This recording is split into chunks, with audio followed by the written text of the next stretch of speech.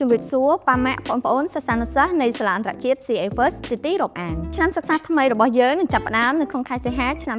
2026ខាងមុខនេះហើយដើម្បីអនុញ្ញាតឲ្យសាលាអាចរៀបចំថ្នាក់រៀនគ្រូបង្រៀនសម្ភារៈសិក្សានិងបច្ចេកវិទ្យាសម្រាប់ឆ្នាំសិក្សាថ្មីនេះសាលាសូមលើកទឹកចិត្តឲ្យប៉ាម៉ាក់រុះរាន់ចុះឈ្មោះឲ្យកូនចូលរៀនឡើងវិញឲ្យបានត្រឹមថ្ងៃទី31ខែឧសភាឆ្នាំ2026ដោយបង់ត្រឹមតែ$150សម្រាប់ការចុះឈ្មោះក្រោយការបរិច្ឆេទនេះលោកស្រីនឹងត្រូវបង់នៅក្នុងតម្លៃពេញគឺ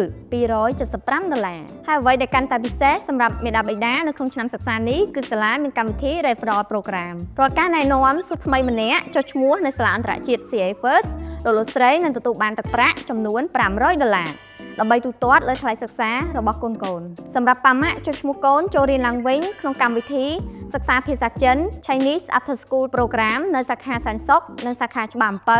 លោកស្រីក៏នឹងទទួលបានការបញ្ចុះតម្លៃ15%លើកម្មវិធីសិក្សានេះផងដែរដូច្នេះសូមប៉ាម៉ាក់រុះរាន់ឡើងដើម្បីចុះឈ្មោះឲ្យកូនចូលរៀនឡើងវិញឲ្យបានទាន់ពេលវេលា